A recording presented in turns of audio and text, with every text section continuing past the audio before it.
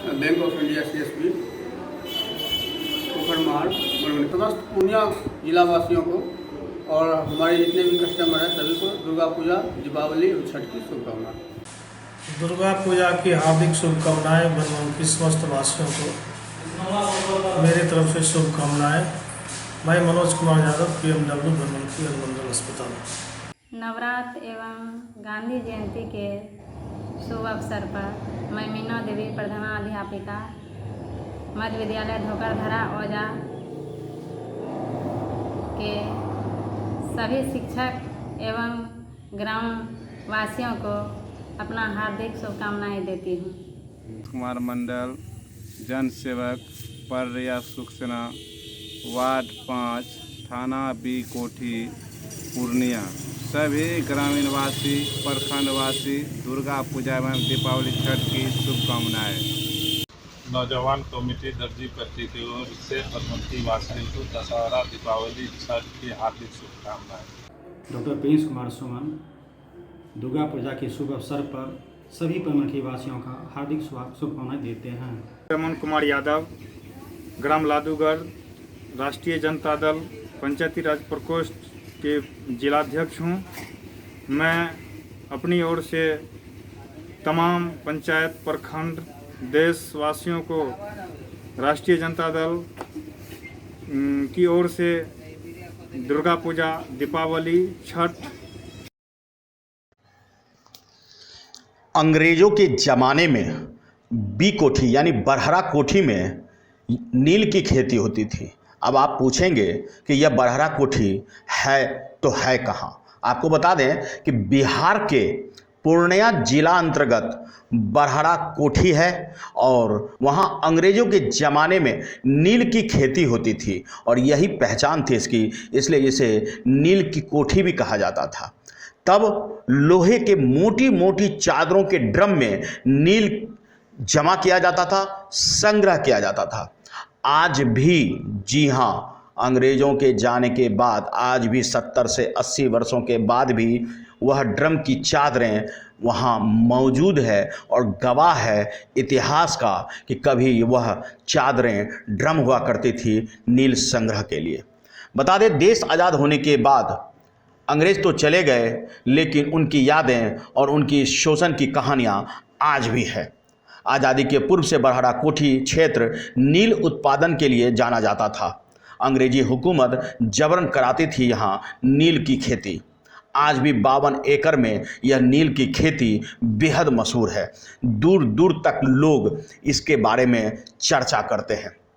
बता दें कि नील की खेती के लिए बरहरा कोठी प्रखंड बेहद चर्चित रहा। अंग्रेज शासन यहाँ जमीन में नील की खेती के लिए इसे उपयुक्त मानते थे। अंग्रेज प्रशासन यहाँ इसी चीज़ के लिए इसका उपयोग भी करते थे। वर्तमान में यह ज़मीन खंडहर में तब्दील है और नील की कोठी यानी कि बरहरा कोठी अब अंग्रेजी हुकूमत की कहानी बयां करती है। इतिहासकारों की माने तो पूर्णिया जिला में सन 1769 में अंग्रेज पहुँचे और धीरे धीरे उन्होंने अपना व्यापार आरंभ किया। बरहरा कोठी की ज़मीन नील की खेती के लिए उन्हें उपयुक्त लगा और 1775 ईस्वी में बरहरा कोठी प्रखंड मुख्यालय के सटे बाजू में ही आलीशान बंगला बनाकर अंग्रेजी प्रशासक मैक्स स्टाले ने यहाँ नील की खेती आरंभ कर दी।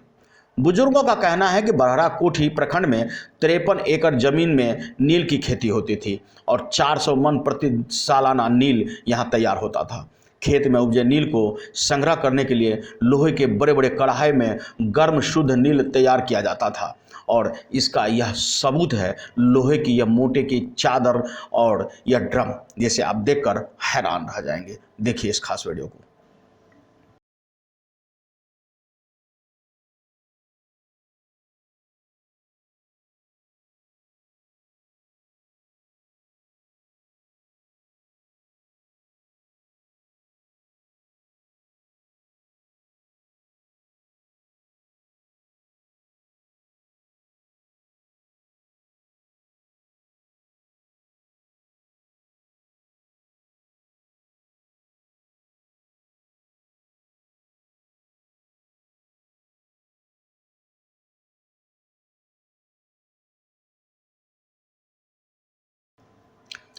आपको बता दें, नील बनाने वाली कढ़ाई आज भी इस नील कोठी यानी बरहरा कोठी में मौजूद है।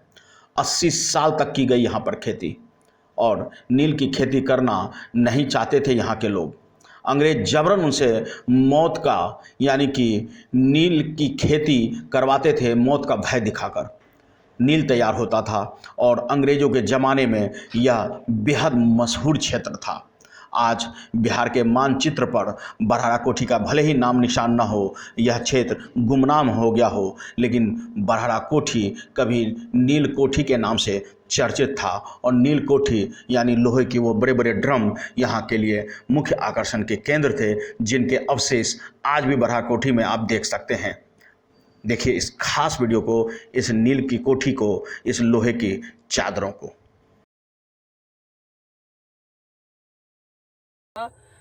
इसके बाद जो है अपने वो विदेश भेजता था, यहीं से निर्यात करते थे और यहाँ के किसानों के द्वारा जो है नील की खेती करवाते थे, जो कि बरहरा का नाम बरहरा कोठी पड़ा यही नील के कढ़ाई के कारण, जो कि कोठी के आकार के जैसा है। आप देख सकते हैं कि किस तरह से है, ये कोठी के आकार के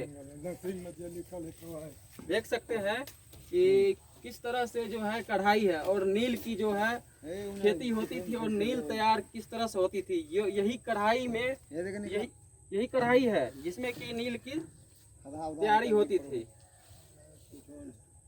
आपका नाम? अरविंद कुमार जायसवाल। अरविंद सर, आप हमें ये बताइए कि बरहरा का नाम बरहरा कोठी कैसे पड़ा? ये पूर्वजों का दिया हुआ अंग्रेज जमाने का ये नील कोठी है, इसीलिए ये इसका नाम बरहरा कोठी पड़ा। आप इनके इस संबंध में कुछ आप हमें जानकारी? जिस ड्राम में हम लोग खड़े, इस ड्राम में नील तैयारी होता था और यहाँ से नील तैयार करके सुखाया जाता था, नाद में गर्म करके बाहर निकाल के उसके बाद जो है बाहर सप्लाई किया जाता था। यहाँ अंग्रेज जमाने का लोग बसे हुए थे। आगे यहाँ पर रहने के लिए उन लोगों का आवास बना हुआ था, जो कि अभी टूट गया है। उसके बाद जब अंग्रेज यहाँ से भागे, उसके बाद ये यहाँ के पूर्वजों जुगल नाथ तिवारी के नाम से ये बगीचा कायम हुआ। उसके बाद जो है खेती तो समाप्त हो गया, उसके बाद उसी नाम से जो है बरहरा कोठी का जो है बरहरा कोठी कहलाने लगा। तो ये जो है ग्राउंड है और ये जगह जो है अब ये किनके द्वारा जो है इनका देख रेख होता है? ये अभी हमारा जो है रामानंद तिवारी, श्यामानंद तिवारी, पंचानंद तिवारी, विभूतिनाथ तिवारी, विमल तिवारी, ये पांचों भाई के अंडर में ये बगीचा पूरे या नील का कोठी का जो है बरहरा कोठी, ये उन्हीं के अंडर में है और उन्हीं के देख रेख में भी अभी तक है। आपको बता दें कि हमारे संवाददाता बंकु शर्मा जब बरहरा कोठी पहुंचे तो उन्होंने इसकी तफ्तीश से जानकारी हासिल की, लोगों से बातचीत की। उन्होंने क्या कहा आप खुद सुने।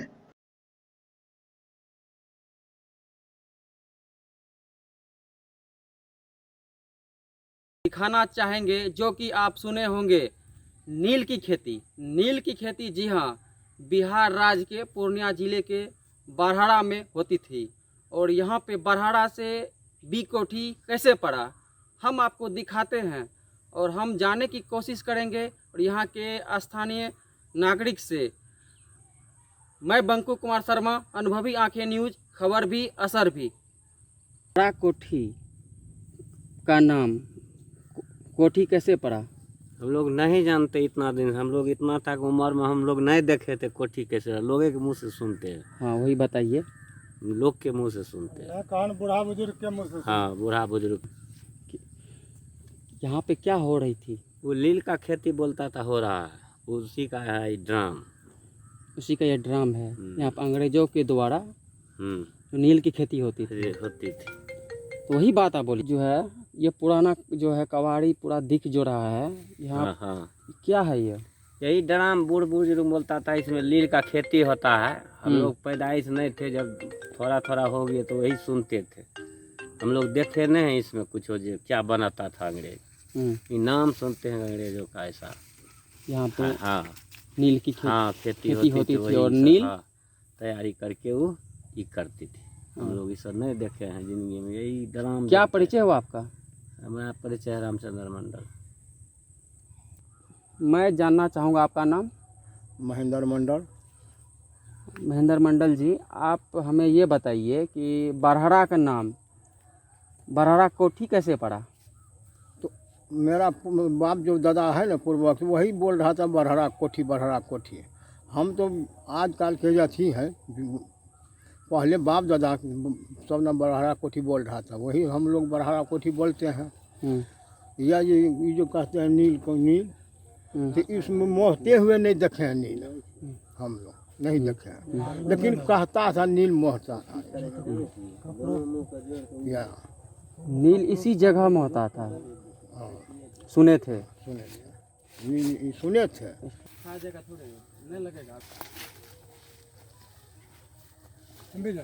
जाइए ना।